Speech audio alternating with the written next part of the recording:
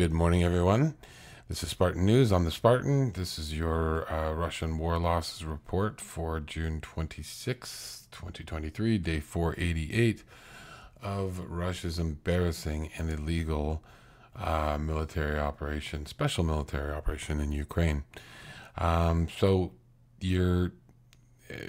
it's the troop losses are constantly astounding me, and we're approaching 1,000 again. 950 troops were lost over the last 24 hours. Back in the day when Russia used to kind of organize their forces in battalion tactical groups, those were very large units of men and machines, and that was around 800 troops. So they've lost well over, one complete battalion tactical group, and it's just another day ending in Y in the conflict. It's amazing to me that even if these losses, these troop losses, are 50% accurate, imagine whatever country you live in. Imagine your country losing 500 people in a day, and then the next day, and then the next day, and then do that for 17 months. Anyways, just sometimes the number shocks me. It's good to be shocked still. Excuse me. 14 APVs, no helicopters or planes, 16 vehicles and fuel tanks, 0 cruise missiles were taken down. Only 1 tank, which is surprising. I know the Russians don't have a lot of MBTs that they're using for offensive reasons, and tend to be holding them back for more trench support and troop support by the sounds of it. But it's still surprising when it's down to 1, given the amount of other losses that are out there. But that seems to kind of ebb and flow. We'll get 9 tanks, then 7, then 5, then 1, then back up to 8 or 9. So I don't understand the pattern of that, if it's just purely random or if there's something we're missing. No anti-aircraft warfare systems, 21 artillery, back into the 20s again, 5 special equipment, 10 UAVs, no boats or ships, no MLRS, and 1 Kerch bridge. Really quick, just wanted to touch on the British Defense Intelligence report. As part of the broader counteroffensive, Ukraine has gained impetus in its assaults around the BAHKMUT in Donetsk Oblast. So there's reports that they've gained 1-2 more kilometers north and south of BAHKMUT. Again, these are sort of it's any of the official Ukraine reports and like deep state map updates are 36 hours old, probably, which is, it's annoying. You don't even use the map anymore because of the fact that it's so out of date. I understand operational security, but at the same time, you have Ukrainian and British and Russian sources and other sources stating that huge gains have been made. Why not update the map? But anyways, it is what it is.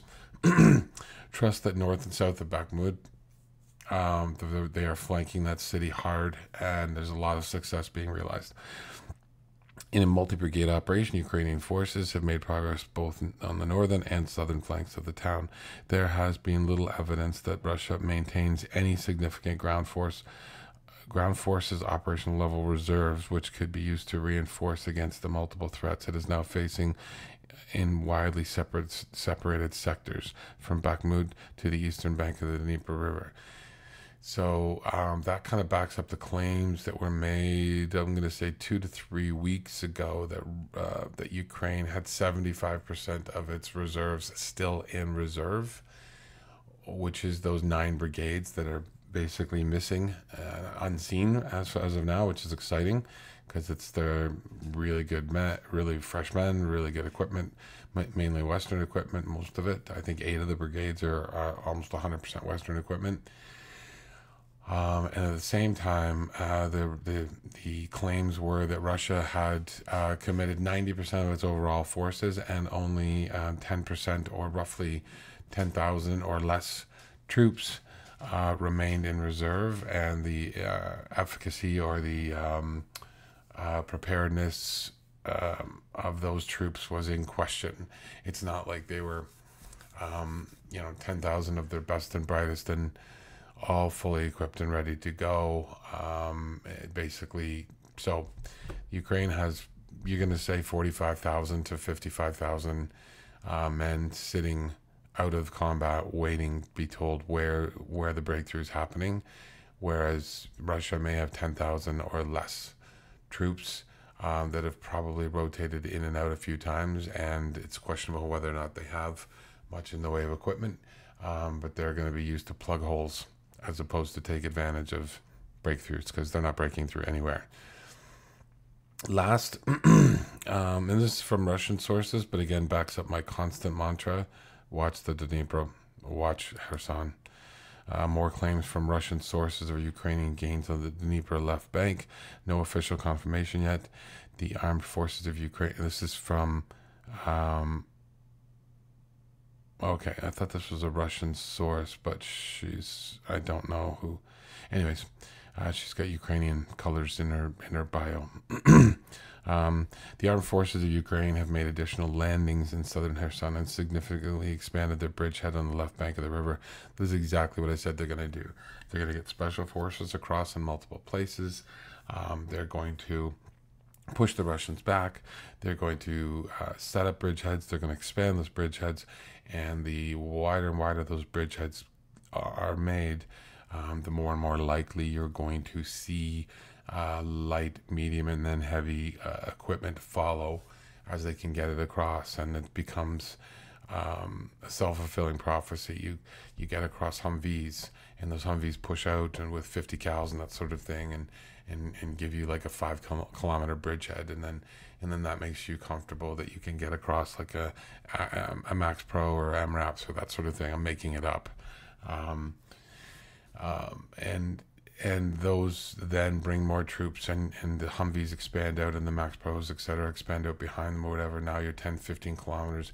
Now you feel comfortable enough that you have enough time and resources to slip across some T-series tanks on pontoons as you're starting to make actual bridges as opposed to barges, right? Bridges are a target. Barges can move back and forth and harder to hit. And that's what happens when you expand a bridgehead, and then you bring across more and more logistics, more and more people, more and more equipment, heavy mortars, etc. Start to expand your bridgehead more and more, and then all of a sudden the Ukrainians are basically, they've established themselves on the far bank, and the Russians start to retreat, and then they start to try to pull away the resources that they just sent to the Zaporizhia Oblast. They start to pull them back again because now they realize their left flank or their backside is in trouble. Anyways, Russian forces have been unable to offer organized resistance so far. That is apparently from Russian sources, but I think reported by a Ukrainian source. This is where the magic's going to happen. They're going to make, I know it, I just feel it in my bones, they're going to make a quasi-thunder run to the Crimea border. They're going to cut the Russians off from behind, and you're going to see a large swath of the remaining Russian military surrender en masse down the road. I don't know when, but I think that's the goal. It's the quickest way to end the conflict. Anyways, that's it for today. For this morning at least. Slava Ukraini. Have a great day.